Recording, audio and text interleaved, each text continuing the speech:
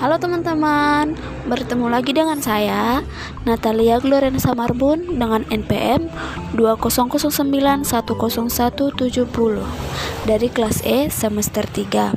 Kali ini, materi kita masih dari mata kuliah Strategi Belajar Mengajar dengan dosen pengampu Bapak Sumarlin Mangandar Marianus, SSI MPD. Nah, materi kita kali ini yaitu menggunakan aplikasi strategi pembelajaran dalam penyusunan rencana pelaksanaan pembelajaran. Dan kali ini kita ada 3 bahan kajian. Yang pertama, pengertian rencana pelaksanaan pembelajaran. Yang kedua, memahami langkah-langkah rencana pelaksanaan pembelajaran. Dan yang ketiga, menyusun RPP atau rencana pelaksanaan pembelajaran.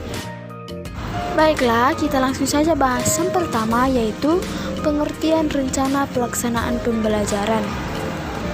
Rencana pelaksanaan pembelajaran atau disingkat RPP adalah pegangan seorang guru dalam mengajar di dalam kelas. RPP dibuat oleh guru untuk membantunya dalam mengajar agar sesuai dengan standar kompetensi dan kompetensi dasar pada hari tersebut.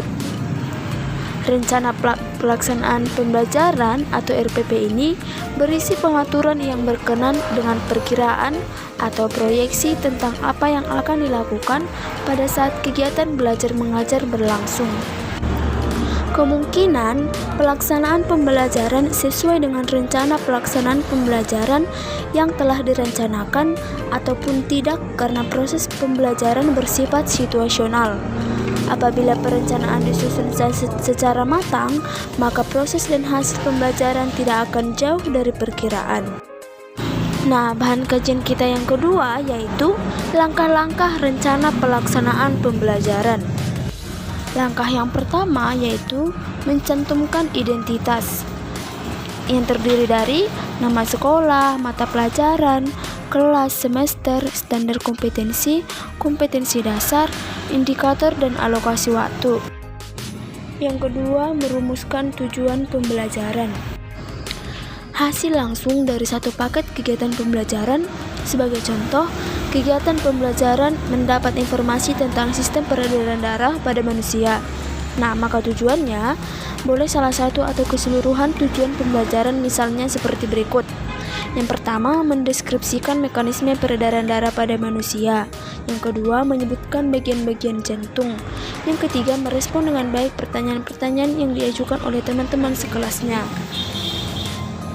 Nah, bila pembelajaran dilakukan lebih dari satu pertemuan, ada baiknya tujuan pembelajaran juga dibedakan menurut waktu pertemuan, sehingga tiap pertemuan dapat memberikan hasil. Kemudian langkah yang ketiga, menentukan materi pembelajaran. Untuk memudahkan penetapan materi pembelajaran, dapat diacu dari indikator. Contohnya, indikator peserta didik dapat menyebutkan ciri-ciri kehidupan, materi pembelajaran, ciri-ciri kehidupan, dan yang lainnya. Yang keempat, menentukan metode pembelajaran. Metode dapat diartikan benar-benar sebagai metode, tetapi dapat pula diartikan sebagai model atau pendekatan pembelajaran, bergantung pada karakteristik pendekatan atau strategi yang dipilih. Misalnya, pendekatan pembelajaran yang digunakan itu pendekatan proses, konseptual, pembelajaran langsung, pemecahan masalah, dan sebagainya. Kemudian, misalnya metode yang digunakan itu misalnya metode ceramah, inquiry, observasi, tanya jawab, dan masih banyak lagi. Yang kelima, menetapkan kegiatan pembelajaran. Langkah-langkah minimal yang harus dipenuhi pada setiap unsur kegiatan pembelajaran adalah sebagai berikut, yaitu kegiatan pendahuluan. Dalam kegiatan pendahuluan, guru harus menyiapkan siswa secara psikis dan fisik untuk mengikuti proses pembelajaran. Kemudian mengajukan pertanyaan-pertanyaan yang mengaitkan pengetahuan sebelumnya dengan materi yang akan dipelajari. Yang ketiga, menjelaskan tujuan pembelajaran atau kompetensi dasar yang akan dicapai. Yang terakhir, menyampaikan cakupan materi dan penjelasan uraian kegiatan sesuai dengan silabus. Yang keenam, memilih sumber belajar. Pemilihan sumber belajar mengacu pada perumusan yang ada dalam silabus yang dikembangkan. Sumber belajar mencakup sumber rujukan, lingkungan, media, narasumber, alat dan bahan. Sumber belajar dituliskan secara lebih operasional dan bisa langsung dinyatakan bahan ajar yang akan digunakan. Misalnya sumber belajar dalam silabus dituliskan buku referensi. Dalam RPP harus dicantumkan bahan ajar yang sebenarnya. Jika menggunakan buku, maka harus ditulis judul buku teks tersebut, pengarang, dan halaman yang diacu. Nah, langkah yang terakhir menentukan penilaian.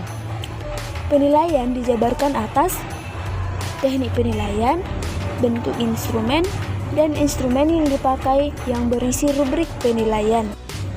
Dan yang terakhir, yaitu menyusun RPP atau rencana pelaksanaan pembelajaran. Cara menyusun RPP yang baik dan benar yaitu antara lain yang pertama, RPP disusun untuk setiap kompetensi dasar yang dapat dilaksanakan dalam satu kali pertemuan atau lebih. Yang kedua, RPP yang baik itu jelas, siapapun yang mengajarkan akan bisa membaca dan melakukan karena di dalamnya dipaparkan tahap demi tahap. Yang ketiga, RPP menggambarkan prosedur, struktur organisasi pembelajaran untuk mencapai kompetensi dasar yang ditetapkan dalam standar isi dan dijabarkan dalam silabus. Kemudian yang keempat, susunan indikator dalam RPP guru melibatkan 3 aspek, yaitu kognitif, afektif, psikomotorik, tetapi tidak harus semua. Yang kelima, tujuan pembelajaran wajib memuat ABCD atau lebih jelasnya audience, behavior, condition, dan degree. Maksudnya, dalam tujuan pembelajaran harus terdapat peserta didik atau audience, tingkah laku belajar atau behavior, kondisi belajar atau condition, dan tingkat keberhasilan atau degree. Yang keenam, ciri-ciri indikator yang kreatif dalam menyusun RPP adalah berorientasi pada produk yang akan dibuat oleh siswa. Misalnya, siswa membuat jurnal umum serta banyak lagi jenis penugasan yang kreatif dan memaksa siswa untuk mempraktekkan berpikir tingkat tinggi. Yang ketujuh, RPP berisi kegiatan-kegiatan yang terstruktur. Jika tidak terstruktur, kemungkinan besar kelas berantakan. Yang kedelapan, langsung mengajar tanpa RPP boleh saja, asal sang pendidik sudah mengerti dan mendokumentasikan skenario pembelajaran 1 tahun. Yang kesembilan, standar khusus RPP ada langkah-langkah awal, inti, akhir, serta disertakan jenis penilaiannya. Dan yang terakhir, penilaian diupayakan memuat penilaian sikap, pengetahuan, dan keterampilan. Nah, demikianlah pemaparan materi ini saya sampaikan. Atas perhatiannya saya ucapkan terima kasih. Jangan lupa ya, like, komen, share, dan subscribe. Terima kasih.